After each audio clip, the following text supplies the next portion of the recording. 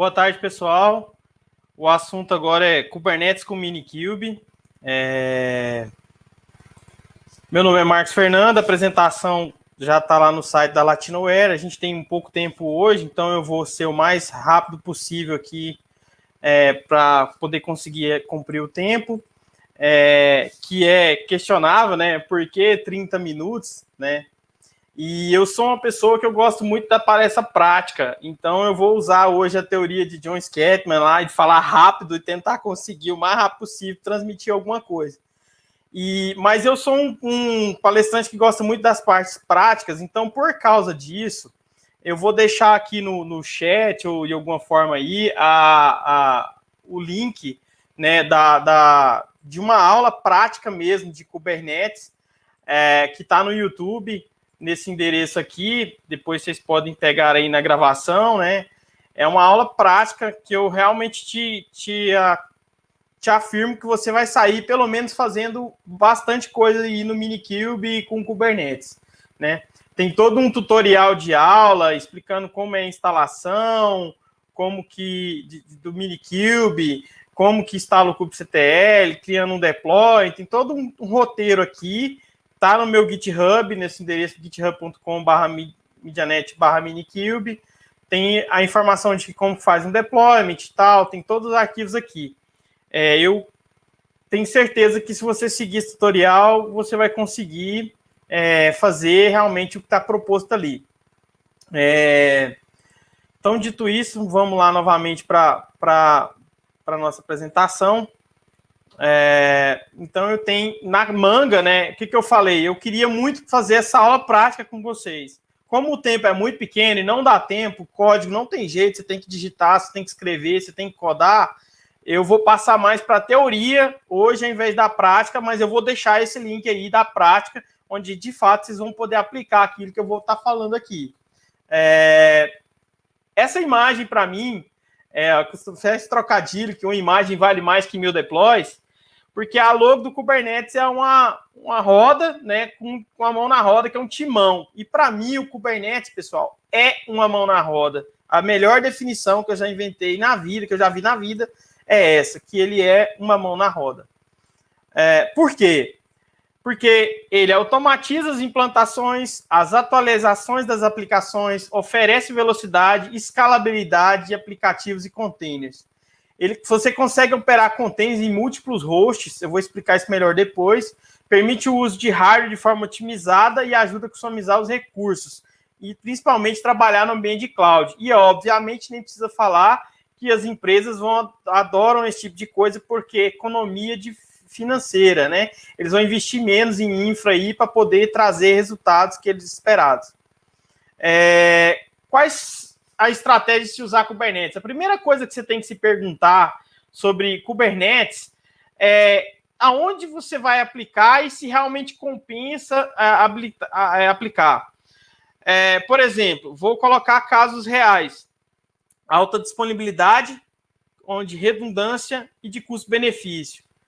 Alta redundância. Pessoal, nas Torres Gêmeas, teve bancos que faliram, que sumiram do mapa, aliás, porque tinha no andar um data center dele com dados de conta bancária, de saldo bancário dos seus clientes e tudo mais, e outros tipos de empresa. E talvez no outro andar da mesma torre, ou na torre do lado, estava a redundância. Então, é bem interessante pensar nisso. Então, o que é interessante pensar antes de fazer um projeto desse, para você não ter problemas? Obviamente, pensar até em geolocalização, pensar em questões de infraestrutura diferentes, redes elétricas diferentes, parques diferentes, e também saber o custo-benefício. Por exemplo, compensa colocar o Kubernetes numa locadora de vídeo, DVD ou fita cassete, VHS? Não sei, provavelmente não. Por quê? Por causa do custo-benefício. O custo de colocar um Kubernetes não é tão simples assim, de alta disponibilidade. Você precisa de várias máquinas, você precisa de ter um data center, você precisa contratar um host, né, alguma coisa aí, tipo uma Amazon, um negócio desse sentido. Isso não é muito barato para um fim desse aqui. E aí outra coisa, o sistema caiu, o que a locadora pode fazer no máximo é anotar lá o vídeo que saiu lá num papel, numa planilha, num documento, num caderno, e depois quem entregou ali, e depois lançar no sistema. Então eu não vejo que o custo-benefício para colocar Kubernetes num negócio desse seja tão interessante. Então você tem que medir e ponderar isso, entendeu? Outra questão é o seguinte, as pessoas também implementam Kubernetes nas empresas e colocam, isso aqui vamos colocar aqui lâminas, né? Colocam os servidores aqui um do lado do outro, com cada host aqui num servidor, mas por exemplo, o serviço de infra aqui, ó, é o mesmo. Então, o que acontece? Se queimar um roteador desse aqui, tá tudo fora, embaixo dele, e também não vai adiantar ter redundância nesse tipo de coisa. Então, tem que ser algo que tem que ser bem pensado, você tem que ser bem colocado, para poder fazer, de fato, ter um respaldo aí, né, de utilização que seja benéfico. Só para vocês terem ideia da redundância, a Força Aérea Americana colocou Kubernetes no F-16 para poder ter redundância de serviços dentro da aeronave, né?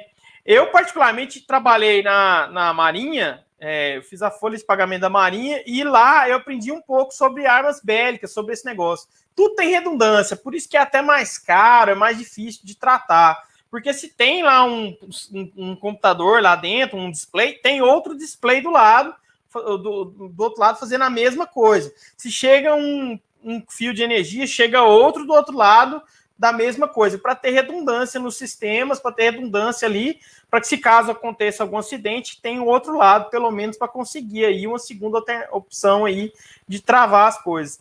Então, é bem importante o uso, né? E olha só que dinâmico, dentro de um avião, né, de batalha, tem um Kubernetes rodando. E antes de falar de Kubernetes, eu tenho que falar um pouco sobre duas coisas, né? Coisas que estão aí bem de frente a ele. Primeiramente é o DevOps, que é algo que está em alta no mercado de trabalho hoje. Tem pessoas como arquitetos de DevOps aí que tem tido muita demanda, bons salários, o pessoal tem trabalhado bastante, que é uma abordagem que cada vez mais comum, né? Que tem oferta, como eu disse. E aí o que acontece? É interessante, onde ele diz aqui que as equipes de desenvolvimento e operações colaboram para desenvolver, testar, implementar e monitorar aplicativos com velocidade, qualidade e controle. Então, aquela história de que o problema não é meu, o problema é da infra, o problema é do desenvolvimento, o problema é o código, entendeu? Não existe mais. O problema não é meu, não é seu, o problema é nosso, né? Então, o que acontece? Ele é relevante para qualquer tipo de projeto, independente de arquitetura, plataforma ou propósito em aplicativos em cloud. Pessoal, eu já vi essas brigas entre o desenvolvimento e os sysadmins aqui brutais. Tipo, coisas de alguém estragar o carro do outro no estacionamento porque ficou chateado, porque ele tomou a culpa, porque um sistema caiu ou não respondeu a contento. Então, fica jogando a culpa um lado para o outro. Então, o DevOps veio para realmente tratar isso numa única coisa e colocar todo mundo no mesmo balaio, a grosso modo dizendo. Então, as implantações de DevOps são bem sucedidas, geralmente depende de um conjunto integrado de soluções, né, uma cadeia de ferramentas para remover etapas manuais e reduzir e ajustar a escala de equipes pequenas ou isoladas. Eu gosto muito dessa logo aqui, que mostra cada fase aqui que é feito no DevOps, e que realmente a gente vê isso aí com um conjunto de ferramentas que compõem. E o Kubernetes é uma ferramenta que compõe esse conjunto e traz uma resposta muito boa, que eu também vou falar um pouco mais sobre isso à frente. Aí, obviamente, é impossível falar de Kubernetes sem falar de Docker, né? Docker é uma plataforma open source que foi escrita em Go, dentro da Google, né, que facilita a administração de ambientes isolados e utilização de microserviços do kernel do host. Qual que é a diferença? Antes o pessoal usava VMware. Então você tem a infraestrutura, você tem o Hyper-V, né, que provê as VMwares. Então você tem a VMA, você tem a VMB e tem a VMC. Pessoal, e aí, o que isso traz? Vamos supor que isso aqui é uma máquina, né? É uma máquina com física, e ela tem 128 MB de RAM, GB de RAM.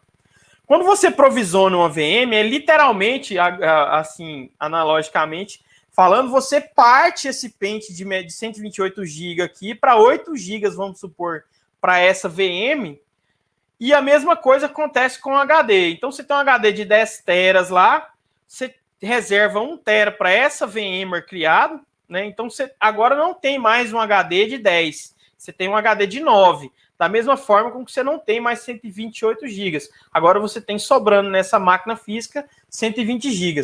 Não interessa se a VMware está consumindo os 8 GB ou não. Da mesma forma, consumindo 1 tera de espaço. Por quê? Porque está reservado para essa VMware utilizar esse recurso. No container já acontece diferente. Você tem a máquina física, você tem o sistema operacional dessa máquina física, em cima do sistema operacional você tem Docker, e aí você tem os containers. Esses containers, eles compartilham do mesmo pente de memória. Então, se o container A só está usando nesse momento 1 GB de memória, tem 7 GB livres aqui para outras aplicações desse mesmo pente. Então, não quer dizer que fisicamente esse cara aqui não, ele está reservado, usando ou não. Esse aqui não, ele está compartilhando os outros recursos. Entre outras vantagens que o Docker tem, mas eu vou especificar em cima dessa, porque é a questão de, como eu disse, economia de hardware, né, facilidade de configuração, velocidade nessa configuração. Então, em segundos, eu falo assim, ó, eu preciso de instalar um GitLab aqui. Vou lá e dou um Docker Run ali, e esse GitLab vai levantar, já com as configurações básicas, praticamente envolver alguma coisa, sem que a instalação desse processo ia demorar mais tempo. E aí eu ficaria aqui mais um dia falando sobre os recursos de as vantagens que o Docker tem. Eu, particularmente, hoje não consigo mais ver uma instalação de qualquer software que não seja uma imagem Docker. Eu costumo dizer, voltando a dizer lá, uma imagem vale mais que 1000 deploys, porque você consegue realmente otimizar isso, né? E o Docker, ele é a base fundamental do Kubernetes. Embora o Docker tenha um orquestrador de containers, que é o Docker Swarm, o Kubernetes ele bate de 1000 no Docker Swarm, mas isso fica a gosto, mas obviamente o Kubernetes ele é líder e outros players também. Eu vou falar um pouco mais sobre isso para vocês daqui a pouco. Então, o Kubernetes, o que ele é? É um orquestrador de containers mais famoso, projetado pela Google, mantido pela Cloud Native Computer Foundation. Para vocês entenderem, é um laço da Linux Foundation, tá? Então, é um braço. As principais soluções de containers hoje caminham com o seu lado, como OpenShift, Rancher e outros mais aí, Apache Mesos, que trabalham aí com essa ideia, da mesma ideia aí. O Kubernetes, né, ele literalmente se encaixa muito bem nas metodologias ágeis atualmente, né, e ele tem um foco muito grande em escalabilidade, performance, como eu apresentei agora há pouco, otimização de recursos. Que, inclusive, a otimização de recursos nem é tão dele, é otimização de recursos mais do Docker, mas ele também otimiza recursos, também tem como otimizar recursos com ele, de uma outra forma que eu vou falar para vocês também daqui a pouco. Então, exemplificando o que o Kubernetes faria, se você fosse trabalhar no Docker normal, imagina que você precisasse de levantar 3 containers aí de uma aplicação. Você teria que ir lá, docker run, -t, -name e tal, colocar aqui a configuração dessa máquina, tal, fulano de tal. Também, da outra forma, outro container. E aí, o outro container. E aí, o pessoal não gostava muito de usar Docker em produção exatamente por isso. Por quê? Porque não tinha um controle muito bem colocado do que estava rodando e a facilidade de colocar e descolocar aquilo em produção e assim por diante. Porque é manual, você tinha que fazer. No máximo que colocaram foi o Docker Compose, que trazia ali, me subiu uma aplicação, eu preciso do Postgre. Então, ele subiu um container de Postgre, um container da aplicação para poder executar. E assim por diante. Mas ainda não era o bastante. A gente precisava de ter um ambiente mais controlado, mais gerenciado e bem de fácil manutenção. E isso foi um ganho muito grande. E hoje, obviamente, precisamente, muita coisa está em produção em Kubernetes, né? Não tem mais esse, em produção eu não uso. Não, pode usar tranquilamente que a coisa vai fluir tranquilo. E o Kubernetes, ele traz aí, dentro dos seus serviços, o Service Discover, né? O Service Discover, ele é uma melhoria em relação ao balanceamento de carga. Vamos supor que você tem um Nginx lá fazendo balanceamento de carga com proxy reverso. Vamos supor que você coloca nessa lista lá 3 IPs respondendo a um determinado site. Se um deles cair, obviamente, ele vai tentar naquele que caiu, vai dar um timeout, ele vai empurrar para o outro e assim vai funcionar. Porém, você teve aquele delay ali. Alguém tem que ir lá manualmente no balanceador e falar, olha, esse IP aqui, ó, saiu fora, não existe mais, e colocar um novo, ou aumentar também, colocar um novo para ele começar a balancear ali. O Service Discover é um complemento que vai ali e vai informar novos recursos ali para o balanceador ou tirar o recurso que realmente não existe mais. E principalmente também a ideia do failover, então você tem um container que ele está rodando se ele cair, automaticamente o Kubernetes vai tratar disso e vai subir ali um outro container novinho em folha para poder responder aquele serviço.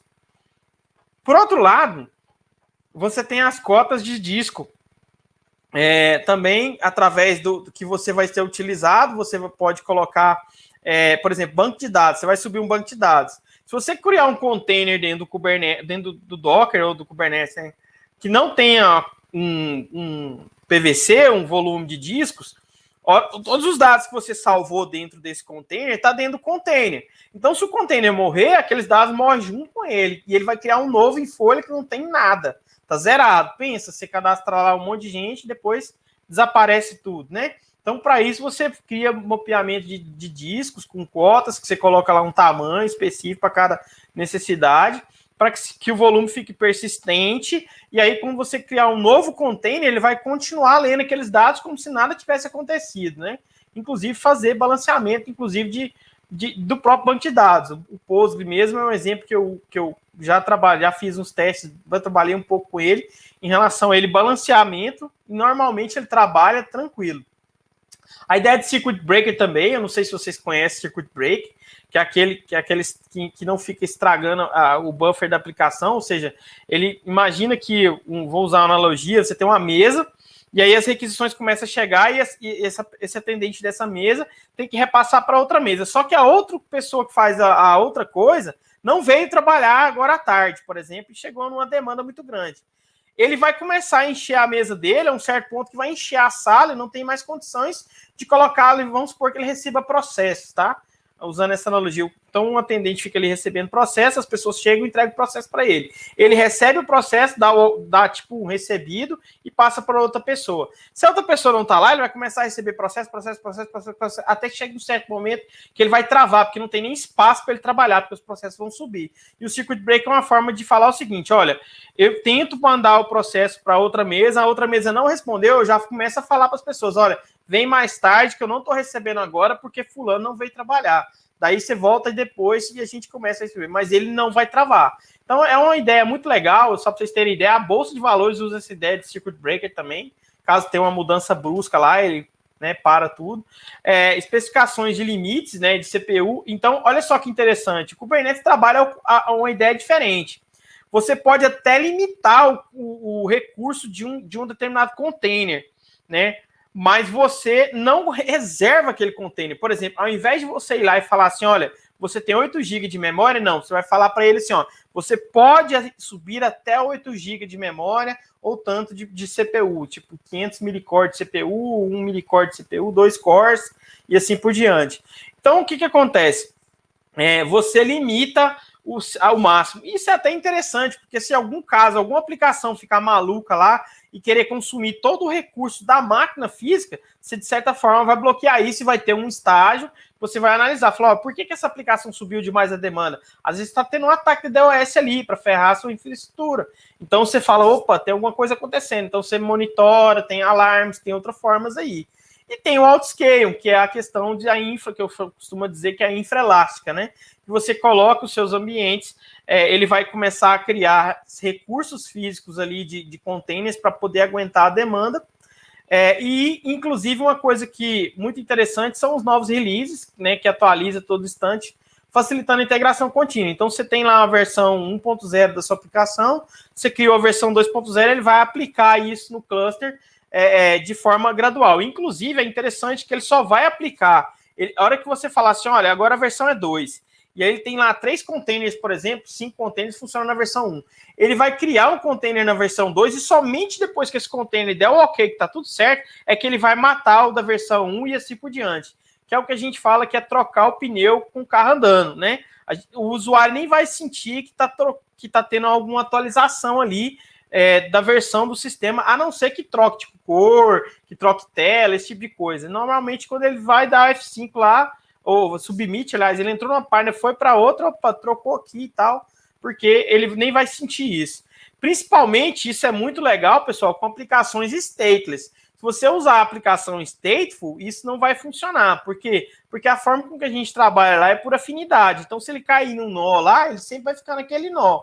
Se você trabalhar com stateless, aí não, ele vai poder rotear em todos e balancear em todos os ambientes, e isso não vai acontecer.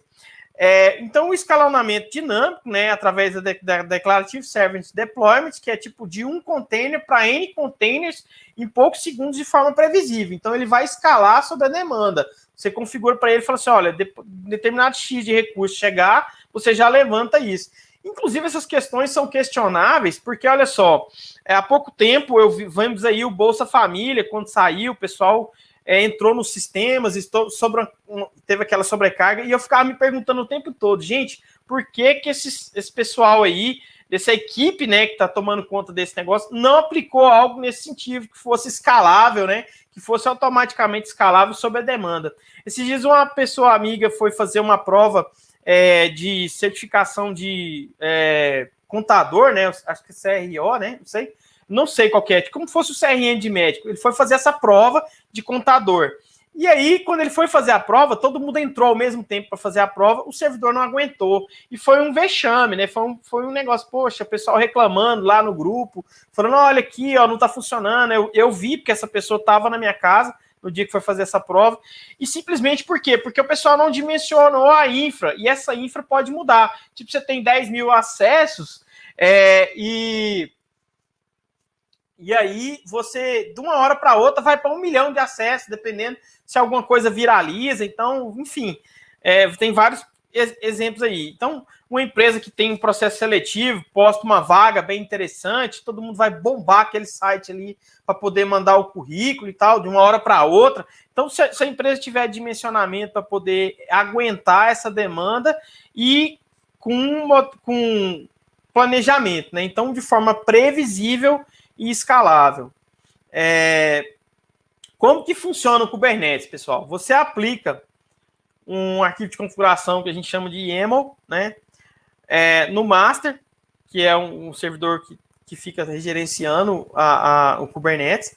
Então, aqui você aplica pods, que são container services, ingress, roles e outro tipo de coisa, você aplica por YAML nele.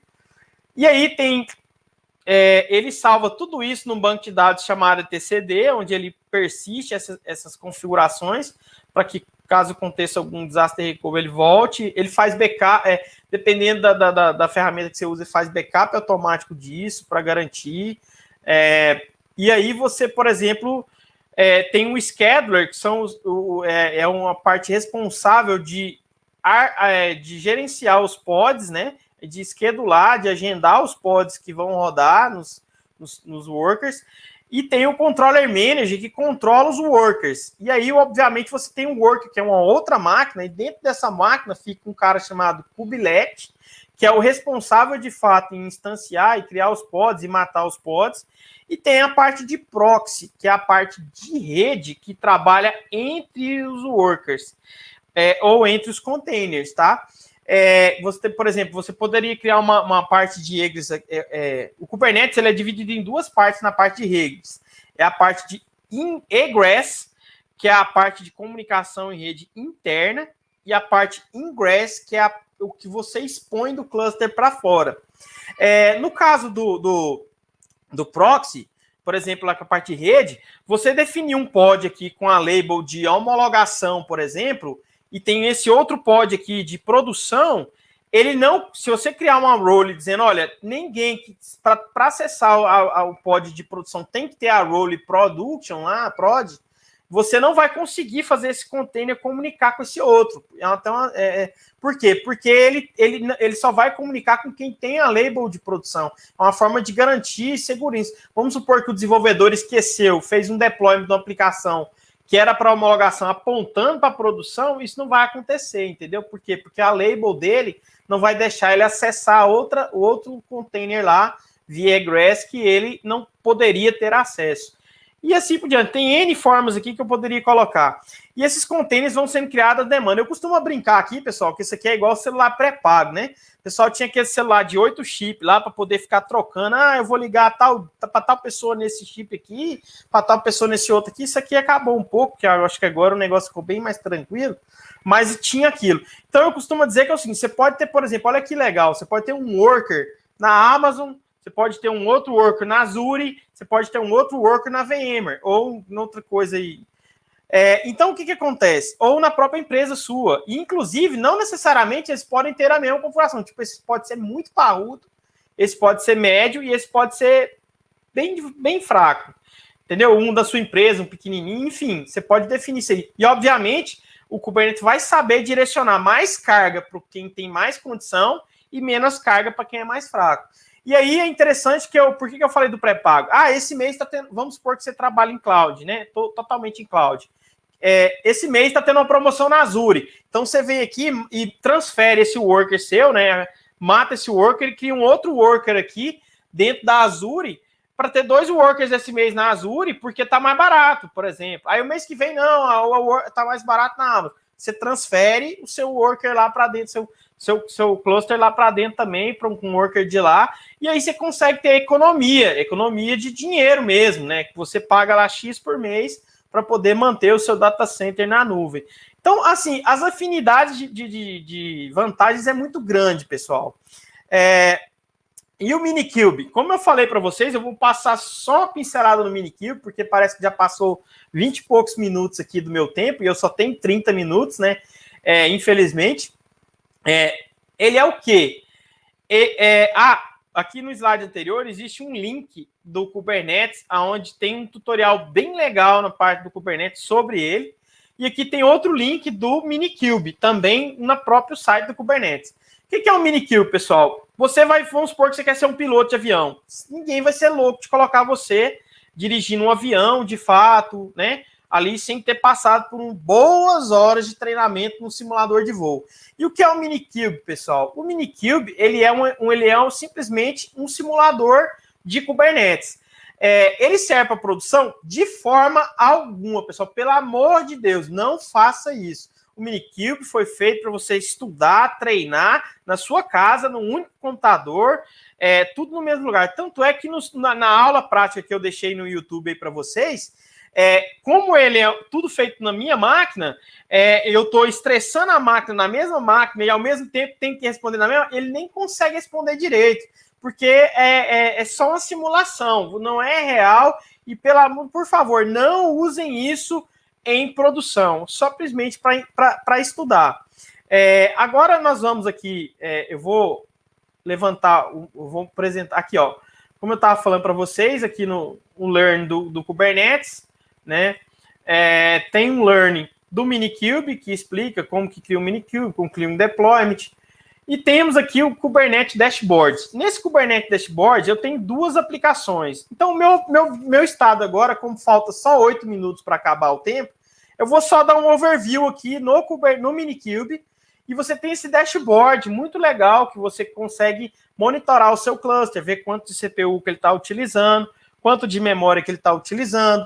Você vê aqui quais são as roles aplicadas, que é como falei. Você tem os namespaces, no caso a gente está usando o default aqui, quais os nodes existem, no caso também só tem um node aqui, né? Quais os PVCs que são aplicados, as contas também tem só uma, os storage tem só o standard aqui, o cron jobs, que é uma parte bem legal que você pode schedular, tipo 2 horas da manhã vai subir um container, fazer um backup aqui do meu ambiente, vai morrer e vai persistir esse backup em algum storage em algum lugar. entendeu? Tem os daemon sets, tem os deployments que foram aplicados, no caso aqui eu tenho 2, então tem um de um pods, agora nós vamos mexer nesses pods aqui com o resto do tempo. Você tem os jobs que estão rodando, você vê os pods que estão rodando, a saúde desses pods, quanto de CPU ele está usando, quanto de memória ele está usando, quanto tempo ele foi criado. Eu vou mostrar mais alguma coisa nesse sentido. Vou mostrar agora aqui, ó. Olha só que legal. Você consegue ver os logs desse pod, ó. No caso aqui, o log que a aplicação subiu.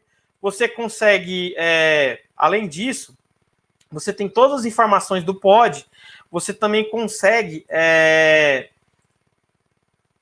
ver aqui no pod aqui, ó. Você consegue acessar o pod. Olha que legal, ó. Você está dentro do pod agora na maior facilidade. Então aqui eu tenho um comando, aqui eu tenho a máquina na mão. No caso, essa imagem aqui é de uma aplicação Java. Então, o que você está rodando, qual que é o IP interno dele, qual que é a forma com que ele subiu.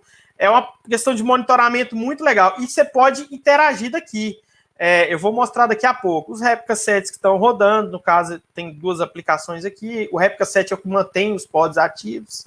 No caso, tem os stateful sets, também não está setado nenhum. Aqui os services, que são os ingresses, né, que são os endereços que eu mapeei, e os services aqui. Então, eu tenho 2 aplicações, eu vou mostrar para vocês acessando essas aplicações. Config max, os volumes eu não tenho nenhum, os secrets, no caso, tem um definido aqui, e aqui é o próprio set do Kubernetes. Inclusive, eu não gosto de trabalhar com ele assim. Aqui você define o tempo que ele altera, o nome do cluster, e aqui eu gosto de trabalhar ele dark, eu gosto de trabalhar ele em negrito aqui, acho mais legal. Outra coisa legal que o Kubernetes tem é que os deployments, você não precisa executar comando lá fora, kubectl, que eu nem expliquei aqui, mas na aula de Minikube eu explico muito bem. Você pode passar o YAML aqui, ó, da configuração, você pode criar passar o arquivo, ou JSON ou YAML, ou você pode criar aqui mesmo, colocando o nome da sua aplicação, colocando qual é a imagem que ele vai baixar, qual que é o número de pods inicial que ele vai ter, qual que é o nome do serviço, se ele é interno ou externo, egress ou ingress, e assim por diante. Tem mais opção, que você coloca aqui a quantidade de memória, de CPU limite, qual que é o comando que ele vai executar lá dentro, qual que é a porta que ele vai rodar, se ele vai rodar como privilegiado. Então, você tem todas as configurações aqui, os labels, né, que é aquilo que eu expliquei sobre rótulos lá, para você definir os labels e as regras dos labels. Então, são coisas do Kubernetes que, infelizmente, eu não tenho tempo hábil de apresentar, mas na aula vão apresentar várias coisas, não todas elas. Eu não chego a falar nessa aula, que é uma aula inicial de PVCs e secrets, mas vocês têm uma aula de autoscale, eu tenho uma configuração de deployment, de ingress lá, muito legal. Inclusive, aqui eu tenho um ingress configurado. Eu vim na minha máquina, eu configurei aqui alguns comandos, eu vou mostrar para vocês aqui. Eu tenho aqui no etc host da minha máquina. Antes disso, eu vou dar um comando aqui para pegar o IP do Kubernetes. Porque ele pode ser aleatório dependendo da hora que você soube na sua máquina. Porque o Kubernetes ele é um Docker, ele é só um Docker que fica rodando uma imagem. Então, o que acontece? Quando você dá um Minikube IP aqui, você pega esse IP que ele está rodando externa aqui na máquina sua, né? Que tem. E aí você dá um comando aqui, ó, Minikube service, no caso é kube, o nome do serviço aqui, traço URL, ele vai te dar o URL para acessar o serviço. Esse é o serviço interno. Eu vou acessar ele por aqui para vocês verem. Tem que apertar aqui, Ctrl, né? Para vocês verem que eu acesso o serviço pelo endereço interno dele. Mas, o que acontece? Eu vim aqui, pessoal, e fiz uma configuração DNS, porque eu não tenho DNS na minha máquina, apontando para o meu Kubernetes. Então, olha só, observa que 162.168.2 é exatamente o Minikube IP que eu tenho aqui, ó. Então, para o endereço kube.local. Então, quando eu venho no meu browser e digito kube.local aqui, ó, ele me dá a versão, a aplicação que está rodando naquele endereço. Da mesma forma com que eu tenho essa outra aqui, mini.local. Rapidamente aqui eu vou mostrar para vocês como funciona aqui o load balance mesmo funcionando, ó. Eu vou vir aqui nesse mini aqui, ó, foi uma aplicação de exemplo que eu peguei, né, e vou vir aqui, ó, e vou dar um scale nele. Então eu vou aumentar o número de pods dele. Vou colocar aqui 4 pods. Quando eu der um scale nele aqui, ó, vocês vão ver que ele vai criar aqui em pods aqui, ó, as máquinas para ele criar. Ele está criando já, ó, tá vendo? Running aqui, ó, ele já criou mais 3 aqui, ó, porque com uma que tem mais 3.